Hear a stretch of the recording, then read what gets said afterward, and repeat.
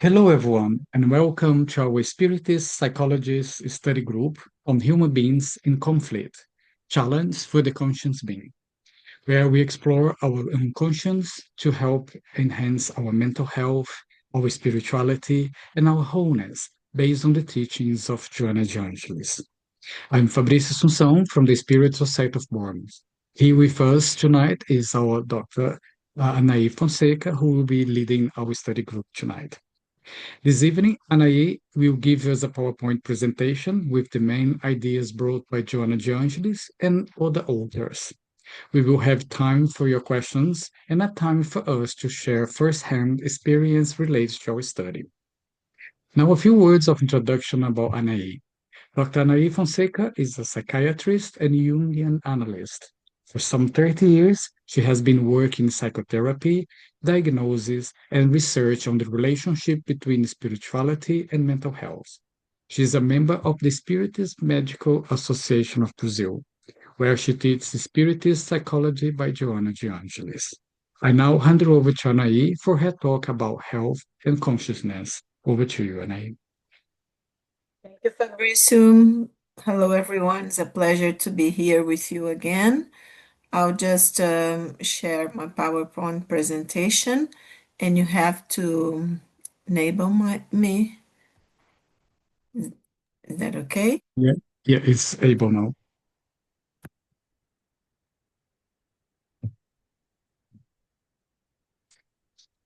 Just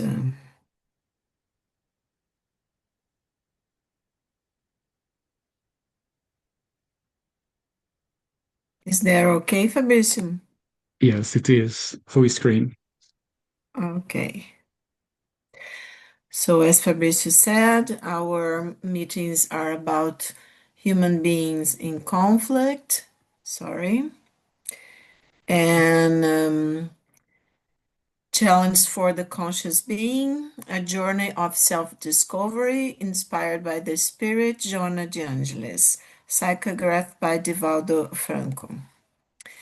And we are studying the book Moments of Health and Consciousness, that is from 1991 and 1992.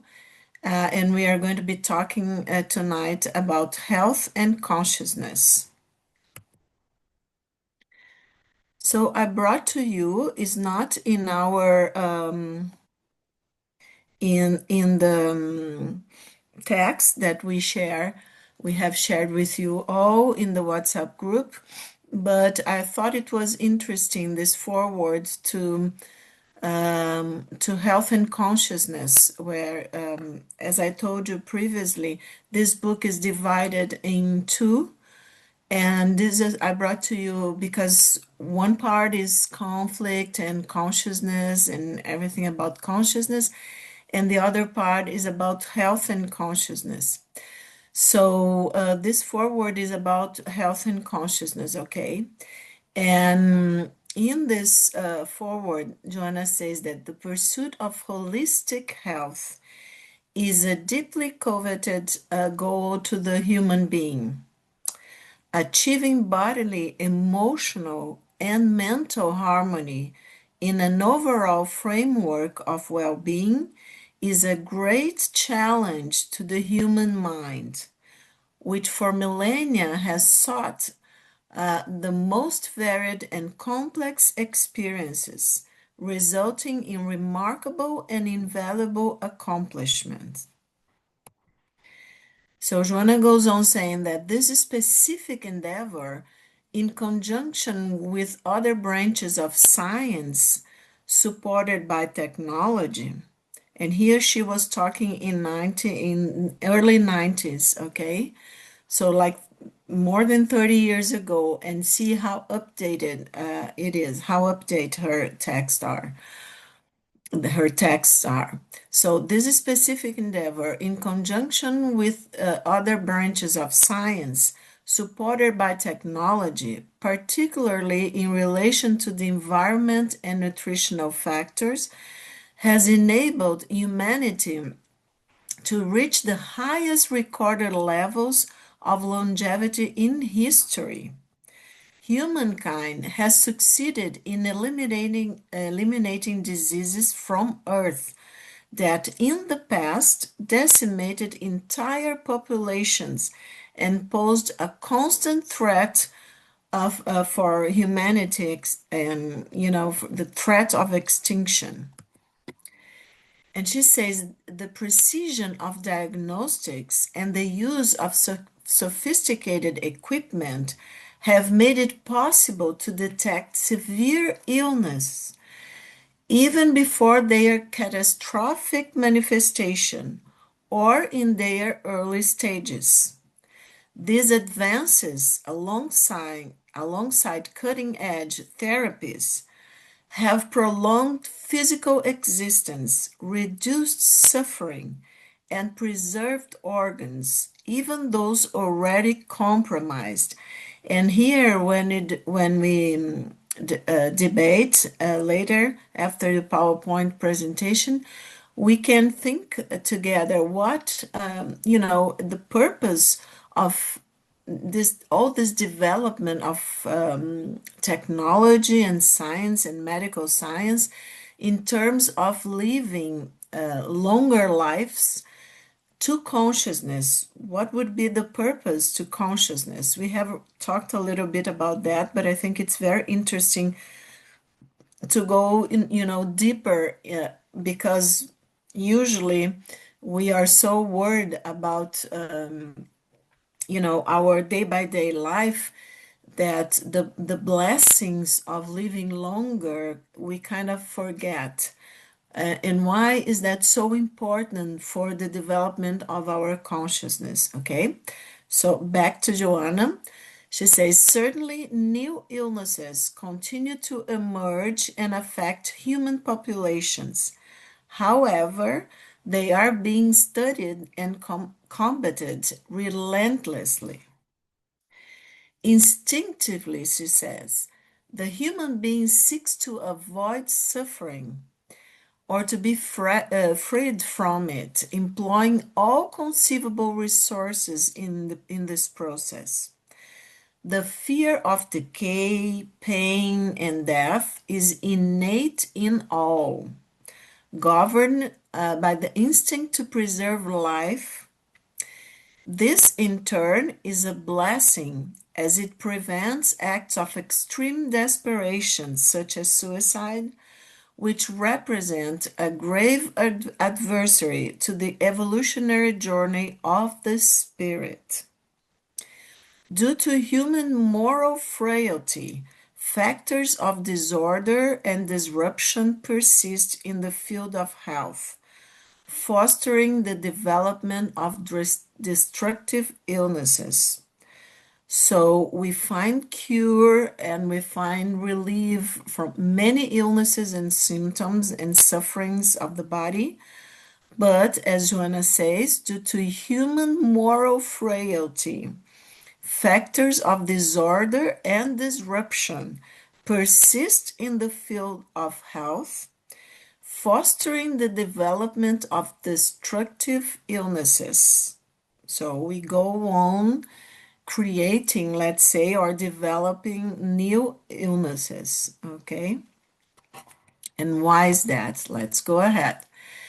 As the individual embarks on a journey of self-discovery and penetrates the inner realms with the tools of love, it becomes evident that health is an internal achievement reflected in the body as the result of intimate harmony.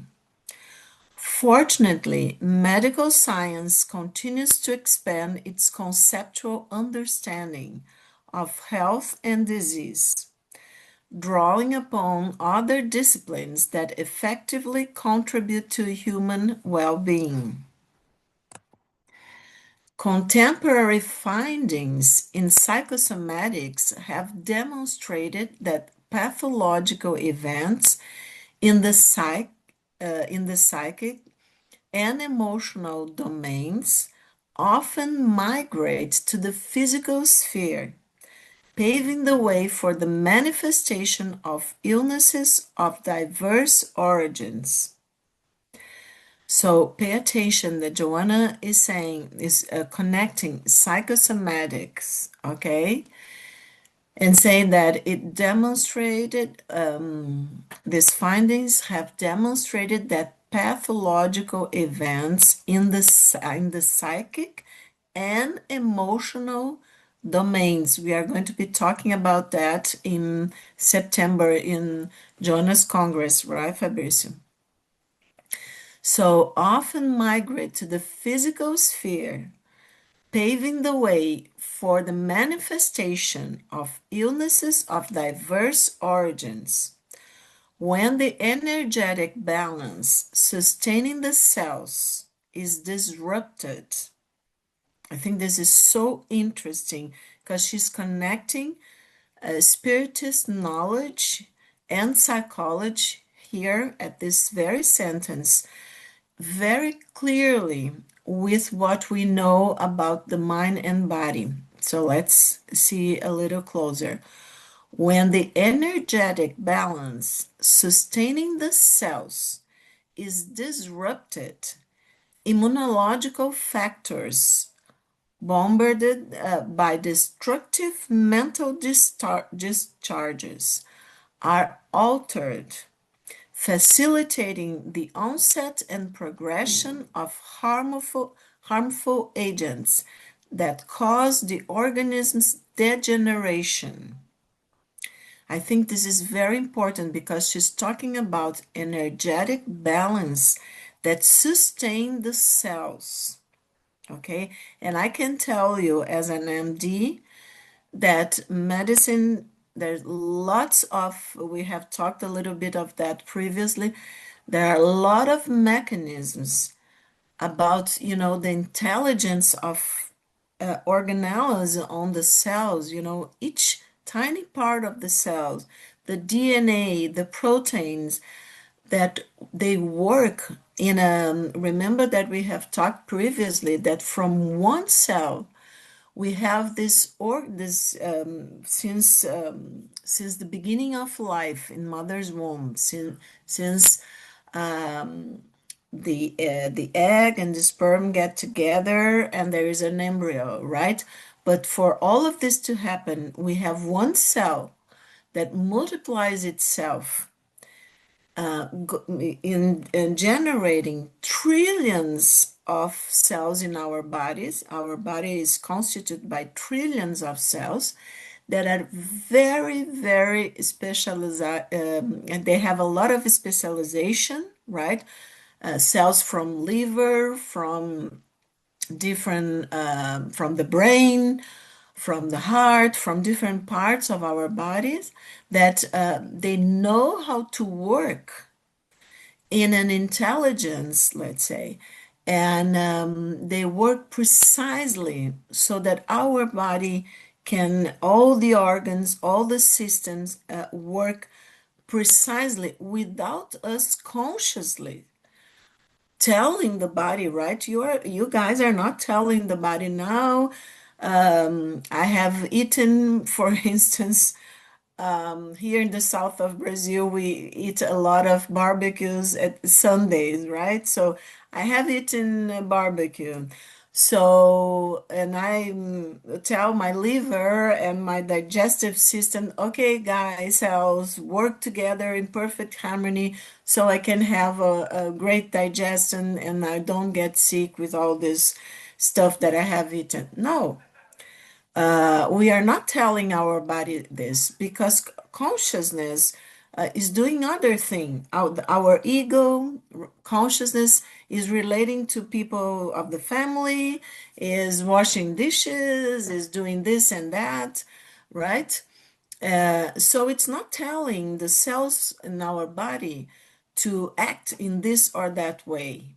And without our consciousness, ego consciousness, saying anything to our bodies, the cells work perfectly, usually, if I'm in health, right?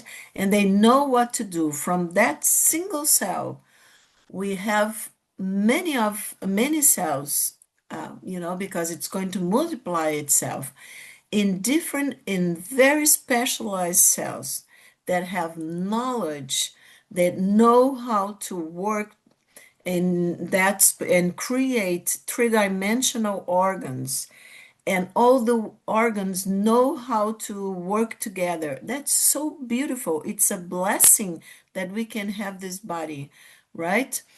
So let's go back to the to what Joanna is asking us to pay attention. So she says that there's an energetic balance that sustains the cells. And when there are lots of pathological events in the psychic and emotional domains, this energetic balance is disrupted, and immunological factors, okay, are altered because all our emotions and thoughts that we are going to be talking in September more about them.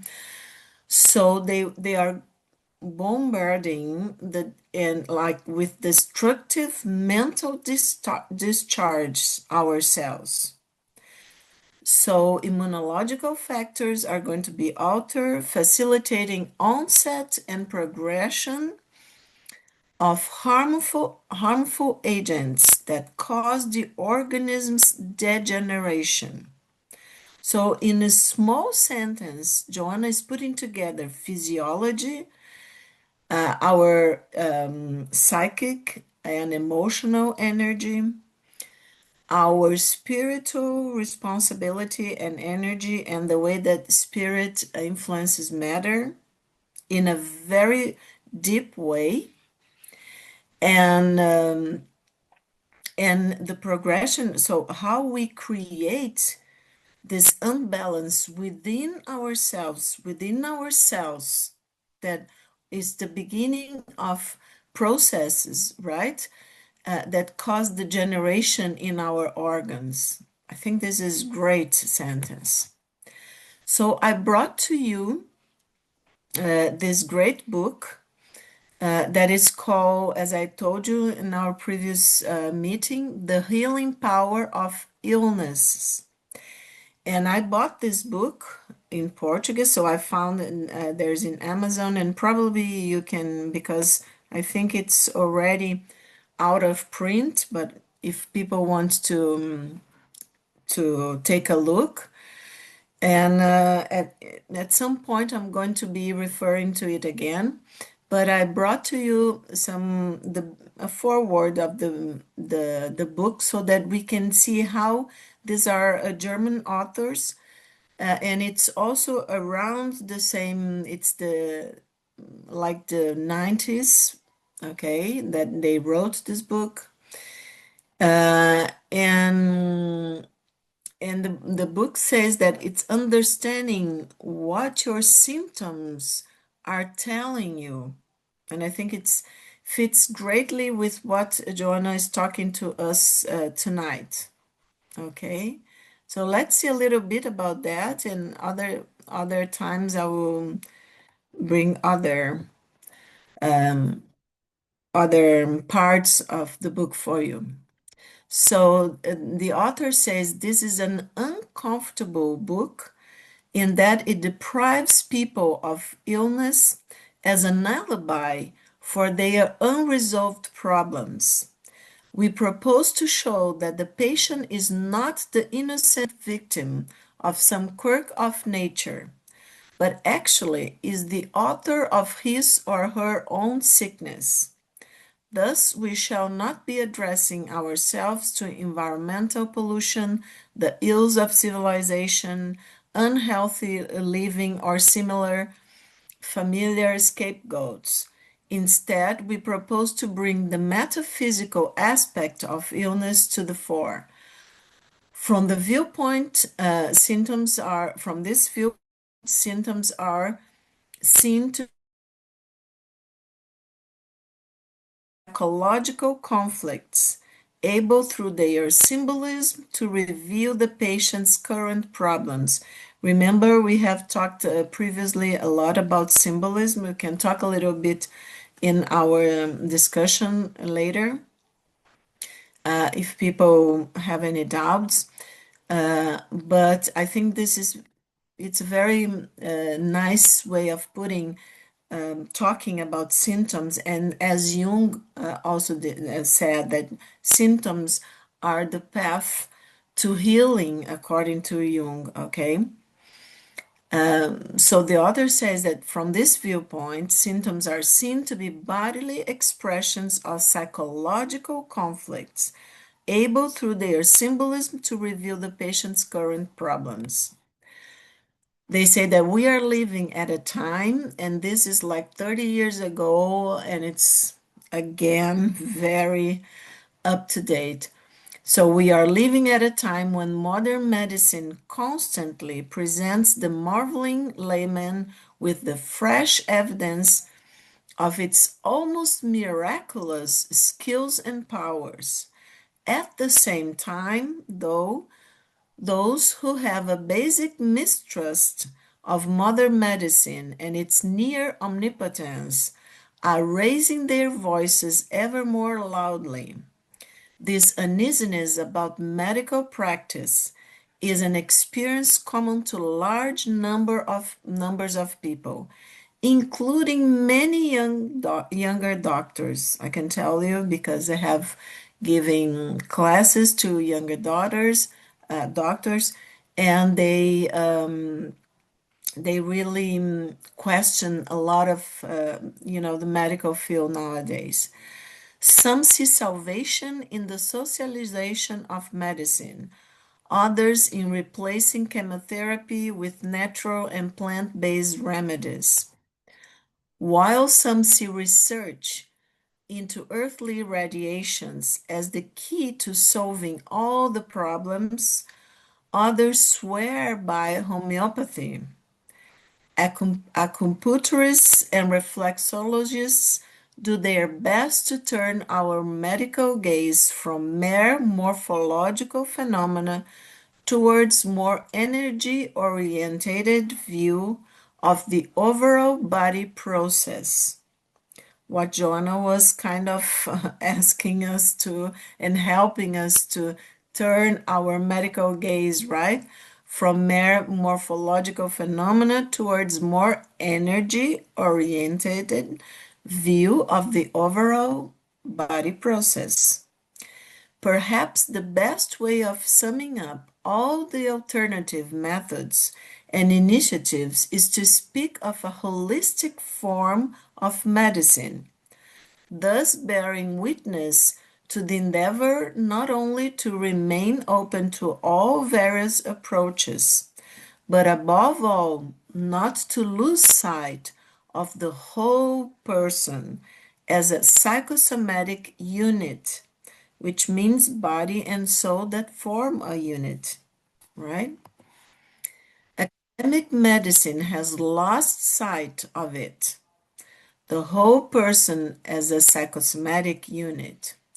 And this fact has become obvious to nearly everybody, unfortunately. The rock on which the ship of modern medicine is foundering is in no sense the efficacy of its procedures, but the view of life on which it has based those procedures, often without either discussion or reflection. It is in philosophy that it is failing, or rather lacking, medicine's inner lack of soul. It sounds a little, how should I put, a little too harsh on medicine, right? But I don't know, all around, well, we always, usually we go to a lot of congresses, and I'm myself I am part of a psychiatry international organization. But the thing is that, for instance, as I have in other meetings told you guys about, we have a specialization in medicine that is called palliative care. So to help, people that are certain to die in the sense that have, are in the end of life and they have no way of getting better. because it's the very end of life. The organism is, just shutting down. And we know that the person is going to have, 2, 3, or a couple of days only. That we should talk to the family and to try to provide the less pain possible, and the more comfortable, the more comfort for the person, and time with the family, time for the person to say goodbye and to reflect with the family. But what we see, and we can discuss a little more about that, but what I have seen, we talking about colleagues from different parts of the world, and here in Brazil for sure, that many times, even the doctors and the family kind of come in denial of the person. And I have seen people, sometimes, and they cannot sustain life anymore. We know that the organism is kind of, is countdown to the moment when the person is going to pass, and going to surgery, and people like with more than 90 and something, with cancers all over, metastases all over the body and things like that, and going to surgery and doing this and that, that only cause more pain. But in many times, what I have observed is because of the denial of death and the denial of this moment where we have to say goodbye. And many times it's because of materialistic point of view. If I believe this is the end and not there's nothing else later, then of course I will try to stay with my loved one as much, as I can. But that is, really a materialistic and a point of view that cause a lot of suffering. So just to make a contextualize for you guys. So that's why the authors are saying that academic medicine has lost sight of, the whole person as a psychosomatic unit. That means psyche, a soul, and a soma, a body. And this fact has become obvious to nearly everybody. And so the rock on which the ship of modern medicine is foundering is in no sense the efficacy of its procedures, but the view of life on which it has based those procedures, often without even either discussion or reflection. It is in philosophy that it is failing, or rather lacking, medicine's inner lack of soul. Symptoms are many and various, yet they are all expressions of one and the same event, which we call illnesses or illness, and which always occurs within a person's consciousness. Pay attention to that. Just as the body cannot live without consciousness, so it cannot become ill without consciousness either. Isn't that interesting?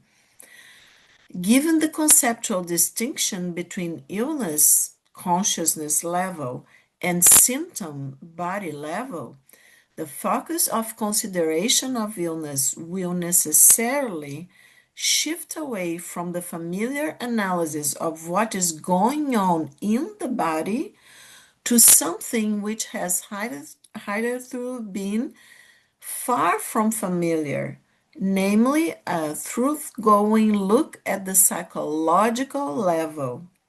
Here they are talking in the same direction, or actually they are talking the same direction as Joanna, but just that Joanna goes deeper, talking about the spirit. Let's not forget that. Joanna talking about the spirit, and they are, of course, talking pretty much what Jung says, okay? So back to Joanna. To acquire or sustain health, it is essential that one is aware of oneself and of one's way of being. This is in the chapter where she's talking about, oh, sorry, she's talking about health and consciousness. Normally, out of vicious habit, the person prefers and accepts negative and altered states of behavior yearned by one's consciousness, opening room for diseases. Therefore, one allows oneself to feel anger, jealousy, complaints, and anxiety, and to fall into unjustifiable depressions that are doors for the access of various diseases. Okay? And here, Joanna says, I have not put in the PowerPoint, but you all guys have the text that was beautifully put to English, translated by Sylvan Bob. So, but in this text, Joanna says that alarm bells around the situation arise when one wants to, because she's talking about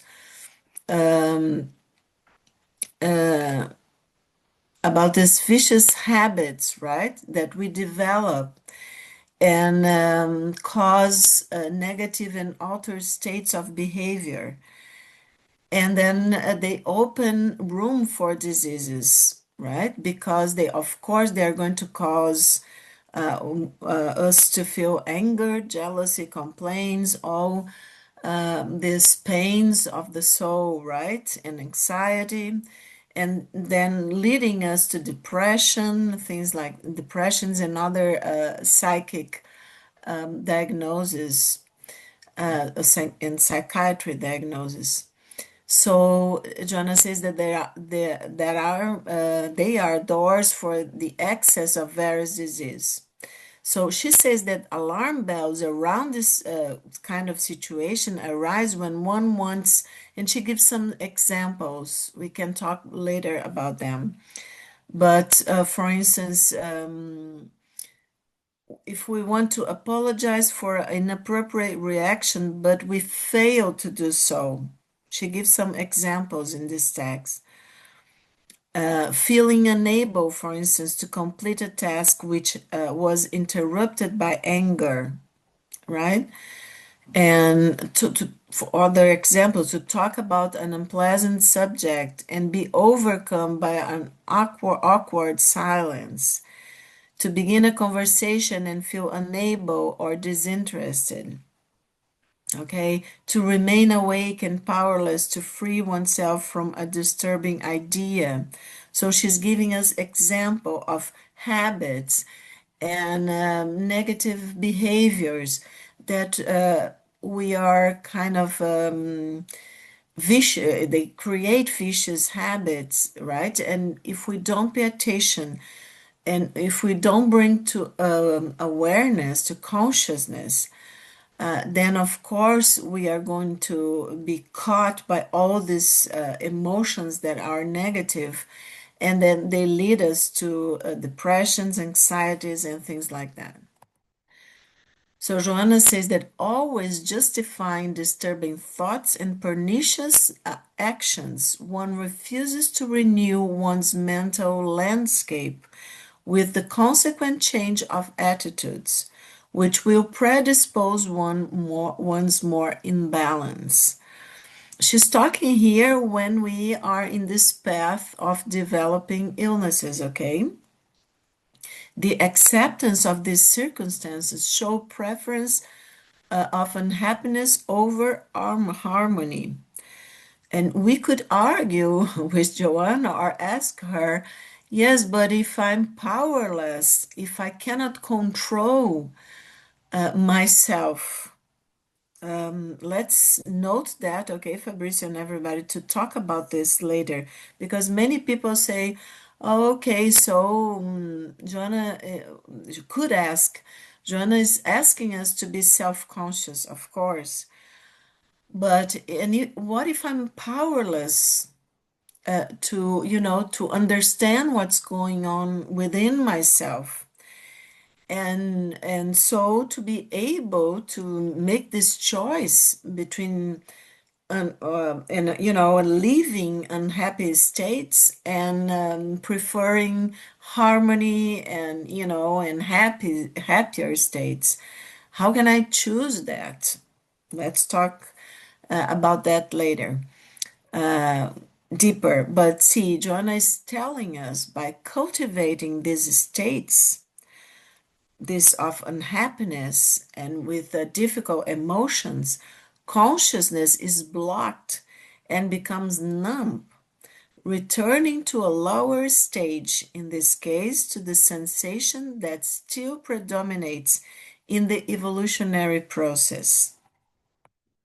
Since one is free to decide to be healthy or sick, it is up to one's conscience to act with the deepest freedom and choose the option to be happy. Let's mark this to debate later. Starting by getting rid of the old negative mental patterns that have conditioned one to accept unhealthy behaviors. For instance, cognitive behavior therapy, right? I understand that in England it's very used, works a lot with these patterns, trying to bring to consciousness this disrupting patterns and behaviors so that we can free ourselves to these habits that lead us to this kind of disrupting behaviors, right? Or unhealthy behaviors. So the training of new ways of thinking based on order, on the general good, and on overcoming one's own expectations creates automatisms and reflexes that will work for one's harmony and health. So she's asking us to pay attention that we should train new ways of thinking. One of the tips, let's say, that John is giving us. It is necessary that one takes control of oneself. That is to say, becomes self aware. I think that's the heart of it. To become self aware. That higher stage in which emotions lead sensation and not other way around, our sensations and automatisms lead our emotions to this disruptive and cause this disruptive behaviors. No, the higher stage becoming self-aware. So the higher stage of, becoming self-aware, of a higher level of consciousness in which emotion leads sensation and not the other way around.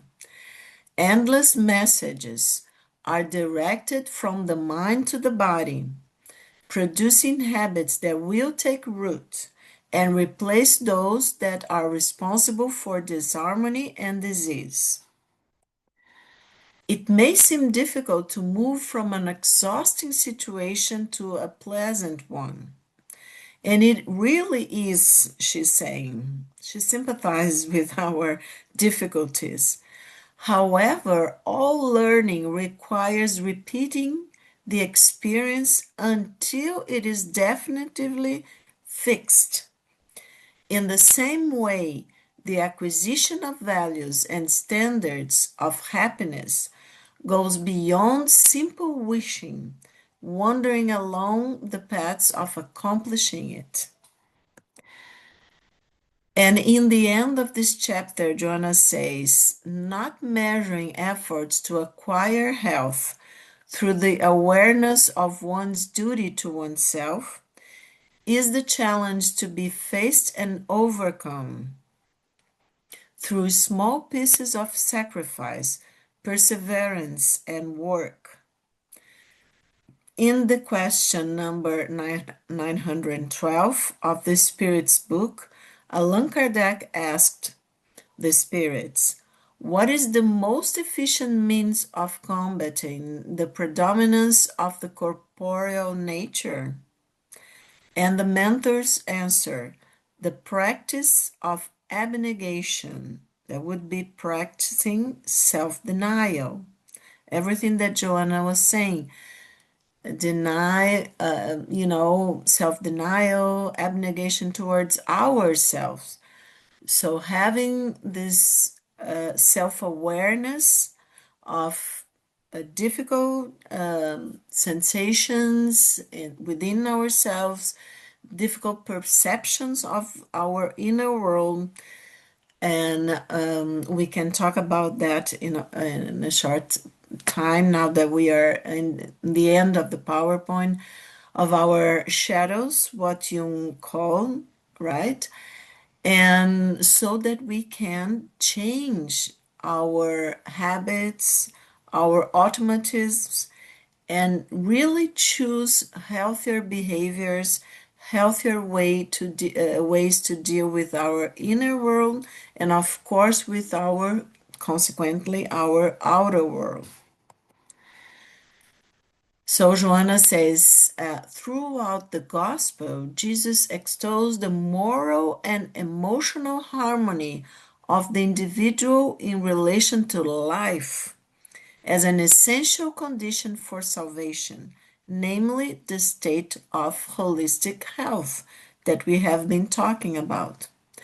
An uncommon psychotherapist, he proposed self examination as a prescription for achieving peace, derived from the practice of loving God above all things and one's neighbor as oneself.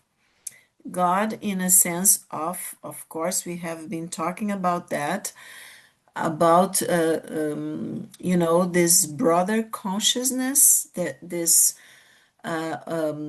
creative force, loving force that created everything of the universe in this sense, right? So derived from that, the practice of loving God, getting to know Him or it, if we could say, in the, this loving intelligence is, of course, a Christ consciousness, cosmic consciousness, that there are many ways to call it. And Joanna, throughout her books, she calls the source of life, of creation, many names. But I think she has this purpose of, of helping us develop our God image, as Jung call, right?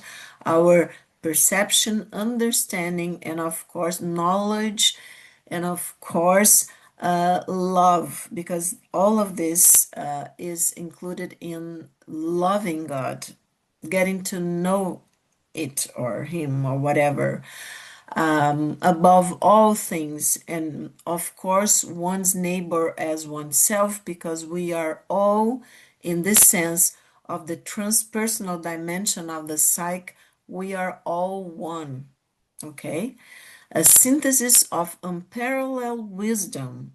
Love is the key to the enigma of illness and health. And this is the last PowerPoint. I will just stop here the presentation and stop sharing so that we can have time for discussion, Fabrizio, with you. Thank you. So for everyone who wants to have a question or interact with the group, can you please raise your Zoom hand? Just before someone raise their hand, um I was reading, it's quite interesting. I don't know, Anna, if you have heard of it. It's called Germanic New Medicine. It's also known for the German New Medicine. And basically his name is Heike Harmer. And basically he was challenging traditional medicine, and he was saying that what actually cause the disease of the human body is actually things that we did not process or work. in our mind, our thoughts, our feelings, our emotions.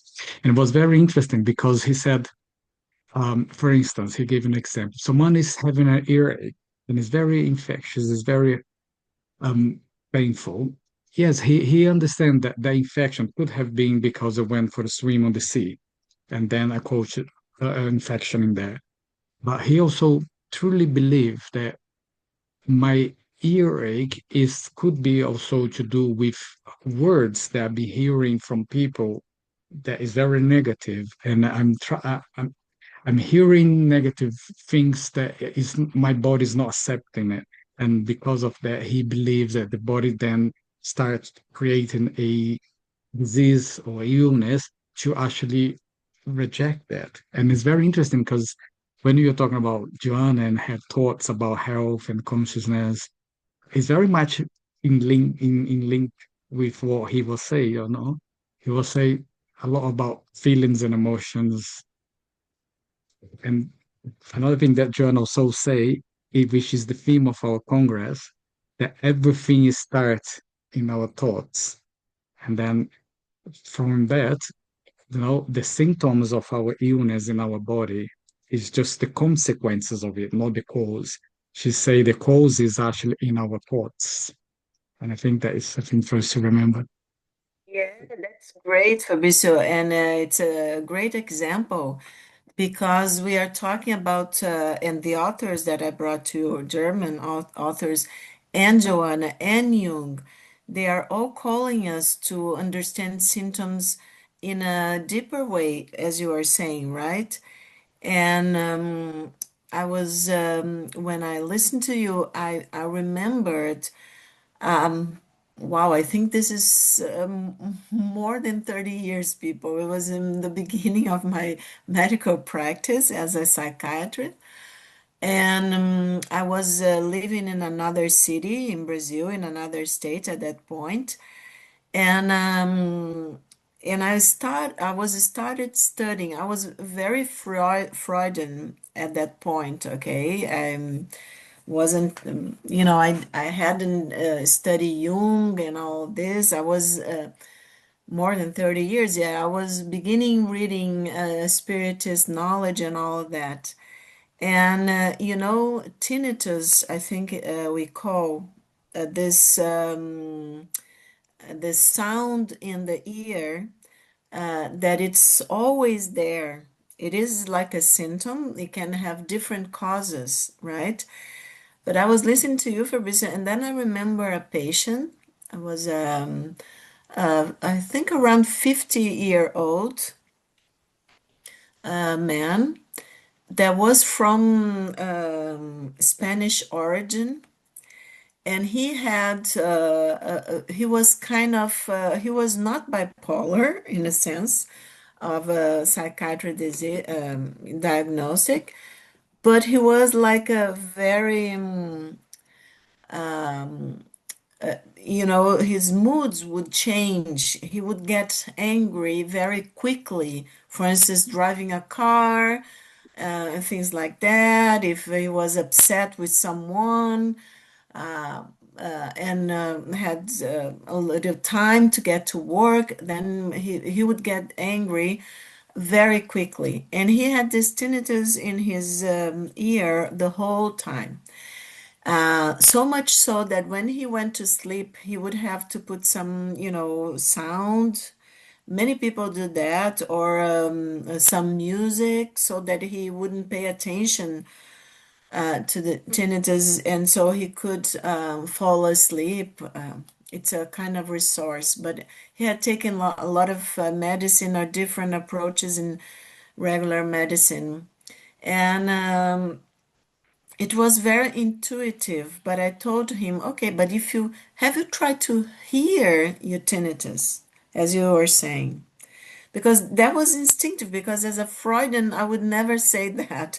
I would investigate, anxiety or other things, even collateral effects of some medicine, things like that, which I had done, but there was no apparent cause. And I'm sorry at that point, because I didn't know Joanna yet, and had I was starting study spiritist knowledge, but what happened is that when he silenced the house before going to sleep, and he started listening to the tinnitus, there was a voice talking to him, and he was not psychotic, okay? And it was a female voice. And after some time, he was able to connect to. I didn't have. I was not a Jungian. I was Freudian. So my approach was, of course, the Oedipus complex and problems with the mother at that point. But one thing that is, I was glad that I was reading André Luiz, Chico Xavier, the spirit that Chico Xavier psychographed, that was a medical person, because one of the things that happened is that at some point he saw an image like a spirit. And of course, you could say now that I'm Jungian, there was a projection, for instance, of his anima, for instance. He had an anima complex. Now I know, okay, a very primitive anima. That was one of the cause of all his changes in the anger. When you cannot have empathy, higher emotions and ways of connecting to what's going on with you, and you are caught by a very primitive anima, then you get angry all the time and things like that. And but the little I can tell you that I could help him with my Freudian view, and of course it helped me a lot start reading spiritist knowledge, is that helping him not to be afraid of his perceptions because he was not psychotic, and understand that this was an inner voice, and he had to pay attention and try to understand what was going on with. Of course, then we saw a lot of relationships that had been broken because of his anger and because of his lack of patience, right? That we are talking about choosing. Joanna is asking us to talk about choosing better ways of coping and dealing with our problems. So just remind me, I think it's great. And I'm sorry I didn't know more Jung at that point. I think I helped a little, but as much as we can. But I think it was okay for him. He got better, but of course, not sure what helped later on. But of course, to know better what was going on, he would have to have, this approach of spirituality and of depth psychology. I think Andres wants to comment. Andres. Hi, everybody. Yes, it rings a bell very much so, especially in my ear, actually, right now. You're talking tinnitus and hearing loud sounds. And I remember when I went to the beginning of my trauma, when I grieved, it was only with probably even within 24 hours where the buzzing in my ear started, like really, really loud. And there was this permanent noise like boom, boom, boom, boom, boom, boom, all the way around me. And it was really loud. I couldn't get rid of it. It was all over my body, in my body, and I could not get away from it. And I would say about 2 years, 2 years, and that noise caused numbness of the arm, tingling in the legs, tingling in the hands, and numbness of the shoulder. And it was intense, really intense. And I knew when it brought up, and when my grief and my anxiety went much higher, it got worse. And when I became still, it became still with me, but it was permanently there. And I remember I went to the doctor, and I went twice. The first time I went, and my heart rate, my blood pressure went through the roof, and they wanted to give me beta blockers. I didn't take medicine. I left the second time, it was even higher. And then the woman says, well, do you hear it of a broken heart? That's all she said. And I said, yes, I did. And then she wanted to give me beta blockers again. You know, beta blockers, the stuff for the heart, it's very dangerous. And I said, no, I'm leaving. And I walked myself out of there. and signed a release form because they wouldn't let me go. High risk of heart attack and stroke. 85%, so high was my heart rate for a solid 2 years. Anyway, so I Google and says how to bring blood pressure down, and it says beetroot, carrot, and apples and ginger. So I went myself, walked up a hill to a shop, and got myself that juice. Within 4 days, my heart pressure was regulated. It never spiked again. But the noise in my ears was through the trauma of grief. The sound, the tenses almost turned into voices. You're absolutely right. But the sound I could hear around my body, it actually was my heartbeat. Because at night, especially, the heartbeat was so loud that it doesn't sounded like my heart. It was everywhere around me, inside of me. And then I realized when I finally got my heart rate normal, that the sound stopped. It was gone. One night I went to bed and it disappeared, and I said, "Oh my God, it's really quiet." Then I woke up something around 5 o'clock in the morning, and the sound was so loud. And then I touched my heart, and it was racing like crazy. And it sits in your ears. Can you believe it? And so, yes, trauma, anxieties, intense loss, it will bring it on. And it can drive you mad. Yes, it can drive you insane. And they will give you medicine, they call it names, but it is nothing to do with it. It's a purely emotional and psychological, and it's spiritual. It's a spiritual trauma, and it's absolutely suffering of the soul, which shows itself through the body. That's a That's great, yeah, that's a great example. Thank you so much, Andres. Thank you. But as a medical doctor, I want to tell you because a lot of people can be listening to us that I know because we know each other. We have been here discussing a long time now. That you have ways yourself to understand because you have gone through a process also of self-knowledge, right? Yes. And try to understand yourself. So of course when the doctors told you this and that, you could evaluate. But for general population, as the authors say, the German authors of this book that I told you about today, it's kind of I think we should pay attention. Of course, we can have, for instance, you could have had a stroke, right? A heart Correct. stroke and things like that. So it is important to go to the medical doctor regulars to Which have I a did. checkup. Yes. Yes, which you did, thanks God, yes. So I have to tell that where we have things from the body, of course, that as Joanna says, and different authors, we have to pay attention to the symptoms because they start for us to have illnesses, we have to Mm. have consciousness, right? Something is wrong within ourselves because out of consciousness the body is going bye bye, right? We are not alive, so we are alive to have and conscious to have health and to get sick. But what I mean is that yes, we have to go to have a checkup with the regular doctors, but also if we are in a process, as Andres is giving his example of self-discovery and connection to our emotions, right, Andres? Yes. Then you are understanding if the doctors say this and okay, but there is a limit for medicine. I understand from your experience that at some point you saw and even they realized there was a limit to what they could do to help you.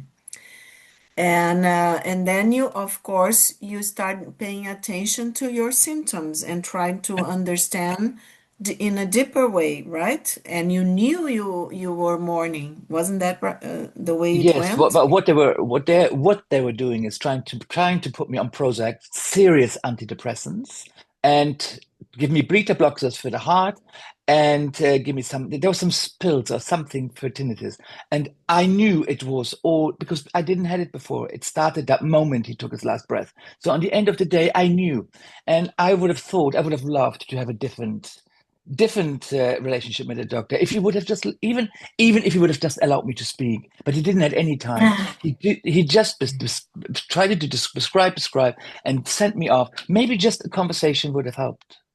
Do you understand? yeah, that's That was medicine missing. without a soul Yeah. that we are talking Yes. today. Yes. That was Medicine without a missing. soul. I don't know if in English you have the translation or if my accent would be okay, but it's we call iatrogenia, that it means when you for instance when people are grieving and you want to give people antidepressants, we are supposed to grieve, mourn and grieve. The worst you could do. Yeah, because it's we know in psychiatry and psychology that if the ego goes through the suffering of losing a loved one, of course we are going to know more about ourselves. We are going to Hmm. reflect upon life. We are going to get, more mature, and a lot of things are going to develop our spirituality. That it's a very in research show that it's a very positive coping, a very good way of coping with suffering, developing spirituality. So if you just give people antidepressants for, a natural part of the psyche, a natural reaction of the psyche and of the ego, of course, when you lose someone that you love, then it's awful. But what I love to I think share, Fabrice wants. but what I would love to share is that if I would not have got through it so consciously, and I allowed myself the emotions, the feeling, and the true experience of grief, I think it would have prolonged it many years longer. So I think going through it without all of the medical Yeah. intervention they wanted to give me, I think it was a savior for me. That I must honestly say, it wasn't easy. No, far not. If it would be easy, more people would do it. But I did it without, and I wanted to see what it's like. I wanted the full experience. So look, I bought the ticket. I might as well watch the show, right? So this is what I was thinking when I went through it. So Thanks so much, Andrew. I just remember that we are still recording, right, Fabrizio?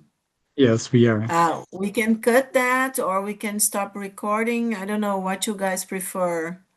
Okay, what I will do, I will just give you one example I think is interesting for the listeners, and then I will stop the recording and we can go to the last session. I just want to give an example of a friend of mine. She started feeling a lot of pain in her knee, and she lives here in England, and she went to many doctors all over the country, and no one could actually identify what's the wrong with her knee. And she said to me, she thought, I am determined to heal my knee because no one actually has offered me any help in this sense. And what she did, and it relates to what Joanna was saying about vibration and cells, she started talking to her knee, and she was start talking to her body and say, okay, what is it that you need? What is this symptom is try to tell me what I need to do? And I wish she was here because she could give her testimony herself. But she healed her knee because she's no longer, because she was limping, she was really struggling with work. And then, since she realized that it was something she has to do with herself and her body, and she needs to understand those symptoms and raise her awareness of all those symptoms, she healed her knee. mm, It was really interesting because I saw it. I saw her limping, and after 3 months, I saw her again, and she said, Fab, I went to the seafront every day. I meditated, I prayed, I heard my body, I connect with myself, I connect with the divine in me, and now I walk without limping. And that is something for me that amazing because Joanna say if we vibrate and connect with those cells, we can change everything. We can transform something that is very negative, i.e., pain, into no pain. And that's exactly what she did on this example. And that's what I want to say before I stop the recording. That- That's beautiful. Yes, self-healing, right? Its capacity of self-healing with this mind, body, and soul connection in harmony.